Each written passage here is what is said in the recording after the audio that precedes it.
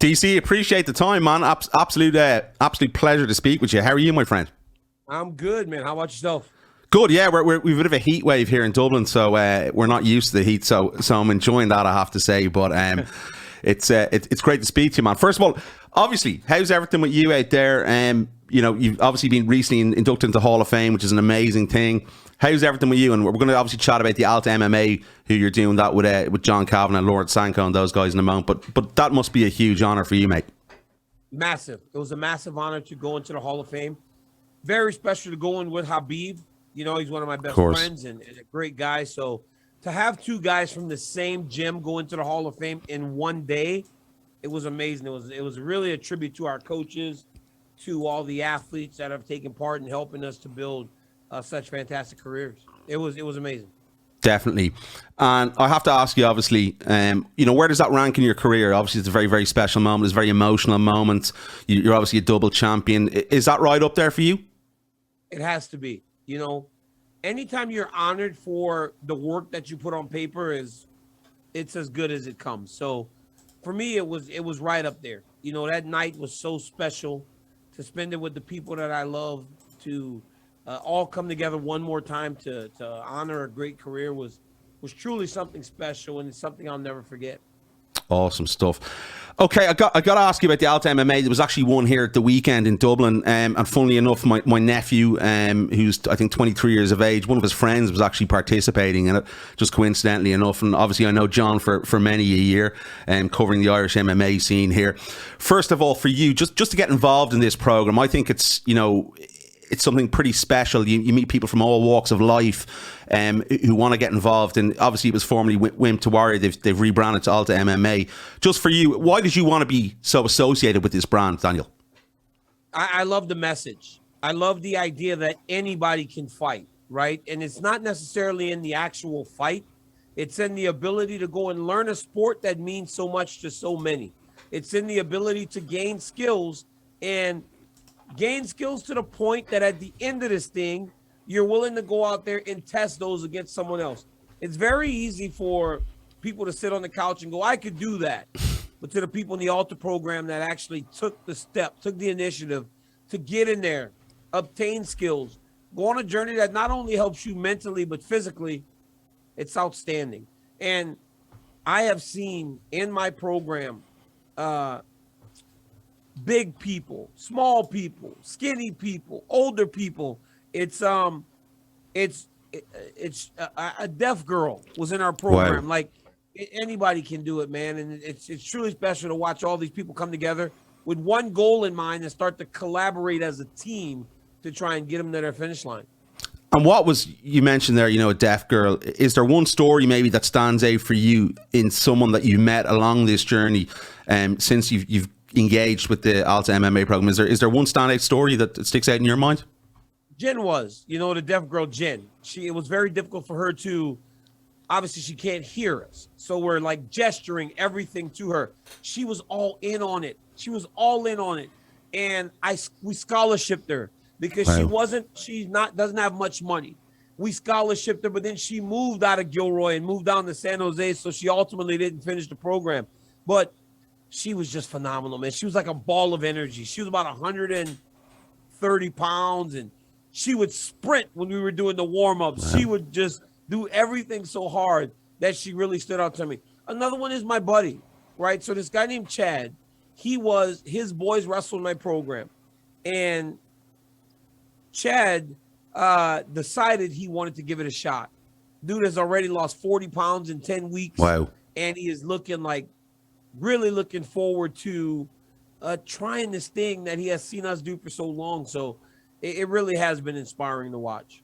Incredible stories. I can only imagine. And as I said to you, I know the event that went down here last weekend, some regular Joe Soaps just getting in there, changing their life. It's very, very rewarding. But do you think this is the kind of initiative where we can actually create stars in the sport, Daniel, like as in terms of guys going on to, IMAF fame and representing their countries through that level? Is that a potential route of this program as well?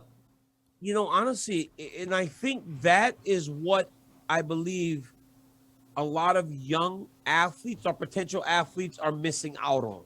they're missing out on this opportunity to have a bit of an expedited introduction into mixed martial arts. Remember, it's only 20 weeks. So we're teaching them at a bit of a faster rate. Now, are you going to become a world champion in those 20 weeks? No, but you can build a foundation for mixed martial arts. And then if you decide, hey, I want to chase this down, now you can go and apply that with a foundation inside of a mixed martial arts gym.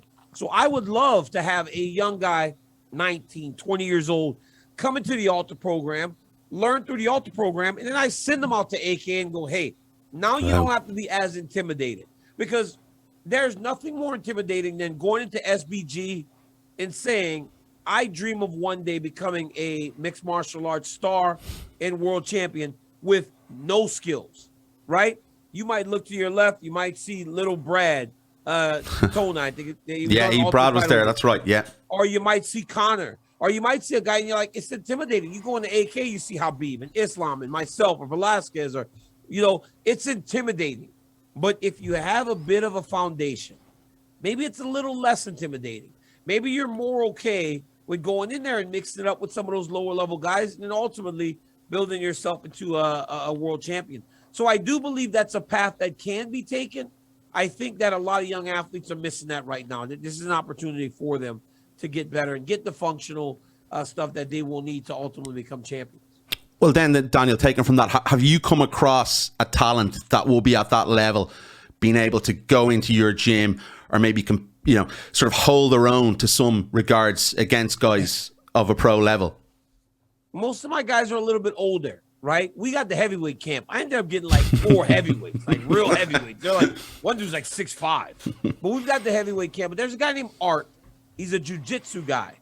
And if Art would have started this younger, I think Art could have had a chance to taking it further. But all of my guys are older. They work. They're in the mid to late 30s, early 40s. I've got a guy that's 53. Wow. And we actually have him an opponent for the finale. He trains out of Miss Jessie Jess's gym. The guy's 52. Yeah. But we're both so afraid that they'll get hurt that we're like, is your guy good? Like, we got to make sure that we make this experience so special that these guys aren't turned away from a sport that they love so much. 100%. And I think that's the way forward. It attracts people to that. Would you ever sort of consider doing an international series with the guys abroad, something like that? Is that something maybe down the line that you might do with John, you might do with Laura in a different gym over there in the United States? Would love to, right? I'm putting the challenge out to Kavanaugh, Behrman, all those guys over there. All those guys, the gauntlet has been laid down. But here's the deal. They have hundreds of people in their programs. We are now, Rich Chu has done a phenomenal job of rebranding, rebuilding the Alta program on the West Coast. So now I have 12. Jess has 14. Gil Melendez has about 14. Wow. Extreme Couture has about 14. So instead of us just going there with our gym, we're going to collaborate and go and fight those guys from Dublin and from City Kickboxing in our Alta programs. It's amazing to me, though, the numbers that these guys have in their Alta programs. I hope at some point in the United States we can get that same type of interest in Alta. Well, I think you're getting to that level. It's been like, obviously the rebranding, I think, has helped as well. I think it was a necessary change to make the wimp word sort of, it doesn't really sit well. It's a bit of a word that you go, am I really a wimp? So Alta's it's a really good word for drawing people in. Definitely, I totally agree, and I think that would be something I think everyone would love to see. Daniel, sticking with sort of the amateur side of it, and obviously I know you're heavily involved at the moment, but there's been calls for mixed martial arts to be in the Olympics in the coming years. Do you think we're getting really, really close at this stage with, IMAF, the job they've done, putting on such brilliant events, so well organized for, the juniors and the seniors? I think we're sort of at a level now in the next 8 to 12 years where we might have mixed martial arts at an amateur level in the Olympic Games. You may get it, but safety is going to be it's going to be paramount to be safe, because competitions at the Olympic Games go over the span of days, right? So when I wrestled in the Olympic Games, day one, I might have had 3 matches. And then on day 2, I'm wrestling again 2 matches. How do you do 5 mixed martial arts fights over the course of 2 days? So there are a lot of hurdles that need to be crossed still. But I think Combat Sambo shows that it's possible, because they do a lot of stuff that's very relatable to mixed martial arts. In Combat Sambo, they got the grappling, Definitely. they wear the gi top, there's some striking. There's a lot of different ways, but we just have to figure out what it's going to take in order to make it a reality. But yes, I feel like it's closer today than it's ever been.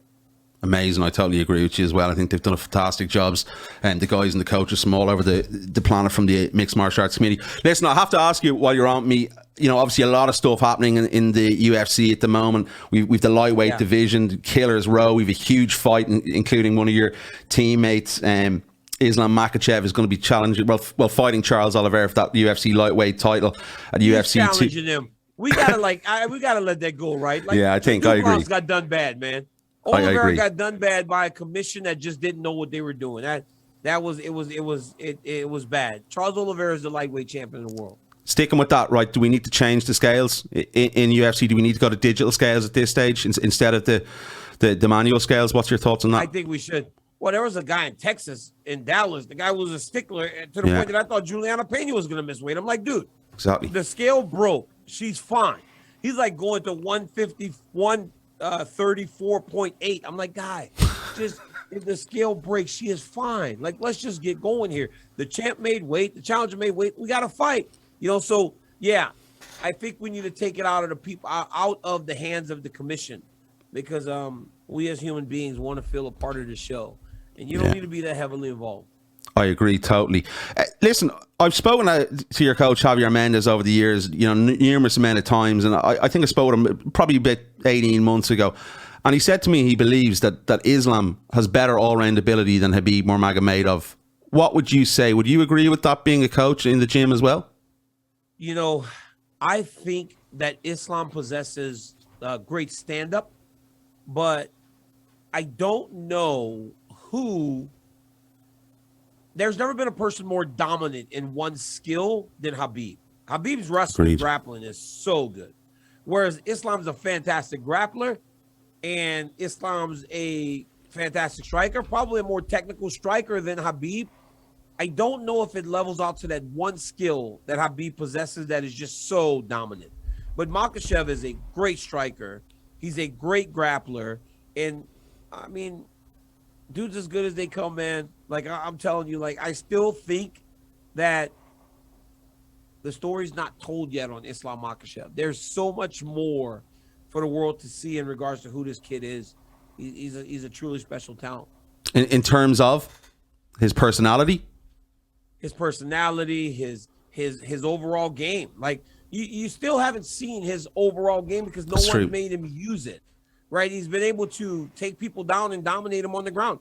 Imagine when Charles Oliveira, who possesses so many dangerous aspects to his ground game, makes him have to stand. And then Islam has to show over an extended period of time how good he is on his feet.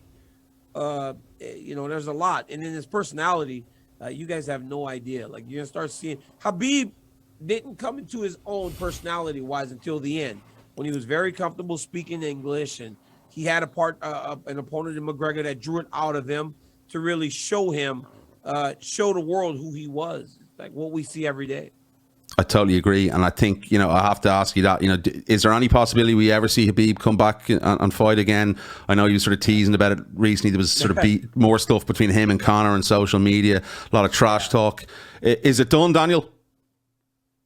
I think it's done, because the last time I said I was on my show on ESPN, and I said maybe if Oliveira beats Islam, Khabib comes back, I go to the gym, and he's like, brother, please leave me alone. You guys keep doing this. Like, brother, leave me alone. I am okay in my life. So I think it's done, my friend. I love it. I think it's better that he's done. I think he leaves that legacy. Just leave it behind. Let it go. Right? He give him a little bit like still what if.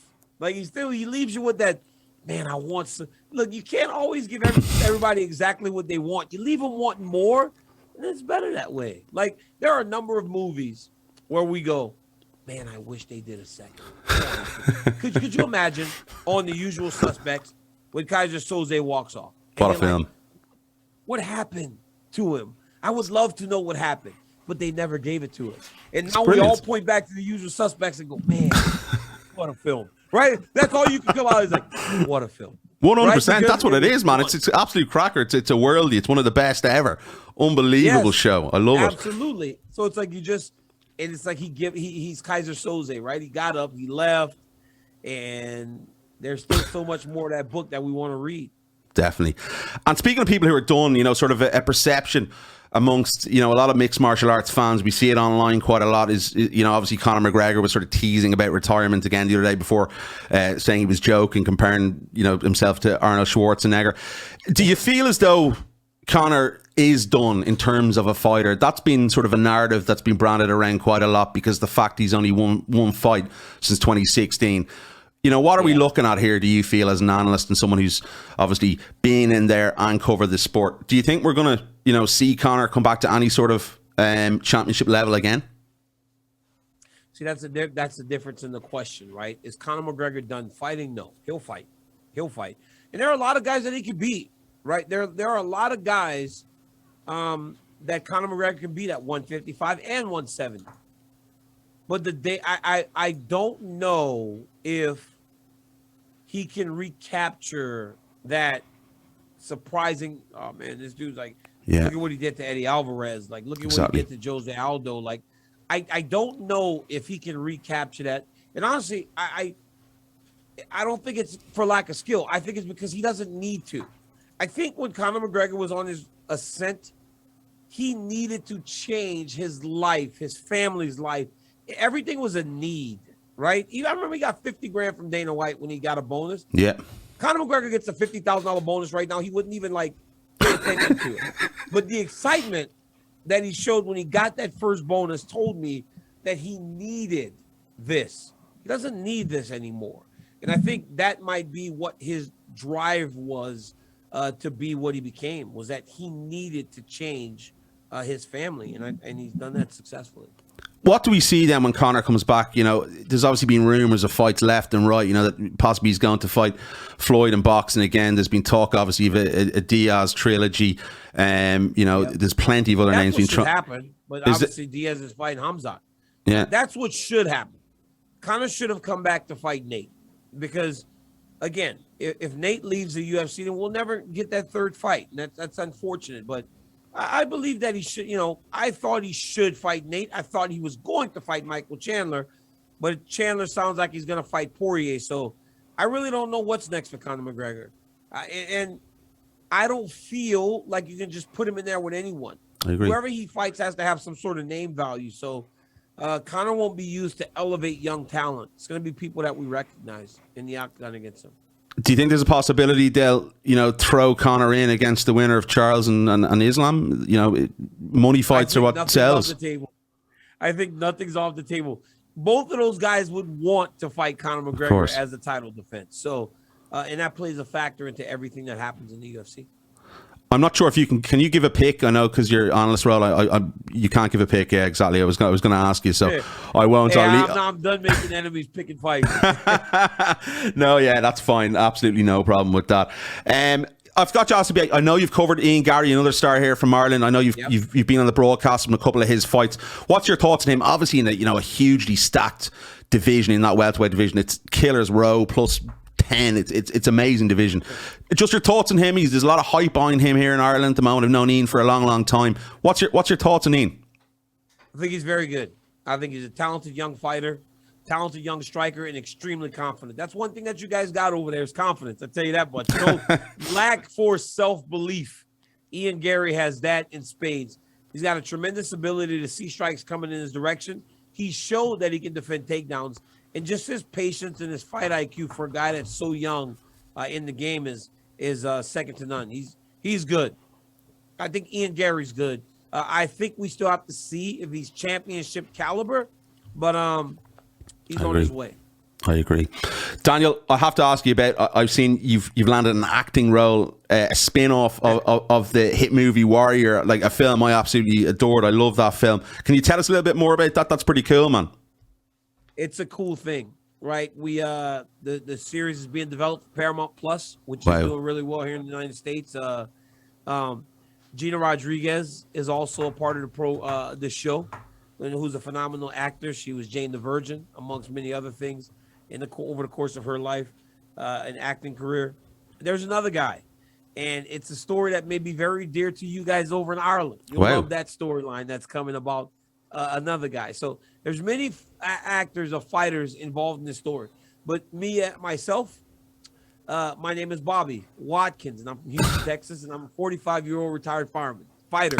So we will see how well I do on this the small screen. Maybe I'm just garbage, and it doesn't work out.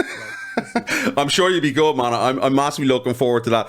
Listen, just a couple more and I'll let you go. I really do appreciate the time. You know, obviously the heavyweight division at the moment, there's been a lot of talk of your old buddy, John Jones. You know, when we're going to get a date for his return at heavyweight and debut at heavyweight.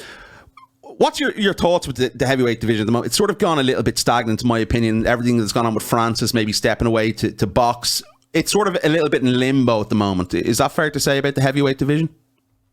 I mean, to a degree, because the champion's hurt, right? So we could speak about all these other things, but the reality is Francis wasn't fighting anyways. So the champ's on the shelf. You got Tai Tuivasa fighting against Cyril Gane. I hear Jones is going to fight Miocic. I think it's a matter of just him being away. But the reality is, the moment the fights start to happen again, you guys will feel like the heavyweight division is on fire, because we've got some very interesting matchups. They just haven't happened to this point. I always feel with Stipe Miocic, and I know you've been in some absolutely crackers against him, and you've obviously been there with John Jones as well. I always feel that Stipe is maybe a little bit underappreciated. Are people again writing him off over the last number of months? His name hasn't really come up an awful lot, and I think it's quite disrespectful in terms of yeah. He's always getting disrespected. He's the greatest heavyweight in UFC's history, and I think that people need to really appreciate what Stipe has done and what he's going to continue to do in the future. Do you think he can get that strap back? No, I never said that. I think that those days may be done, but I do believe that he deserves respect for all that he has done and the big fights that he'll be in. We won't see you back. We won't. Just one last one. We won't see you back, Dan. Will we? Any chance anything will get you out? No. I always tell people, I said, you know how sometimes you barbecue and like you'll drink a little too much beer and you'll fall asleep on the couch, you forget it on the grill? That's me. I'm that burnt piece of meat that you don't even bother to eat anymore. You just throw that shit out into the garbage. I'm good, man. I'm good.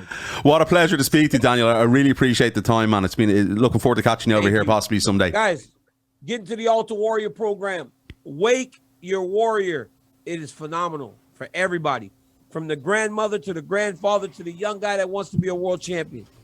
Go to your local Alta, sign up, take the journey. 20 weeks, fight at the end. Maybe you'll see me standing across the octagon from you.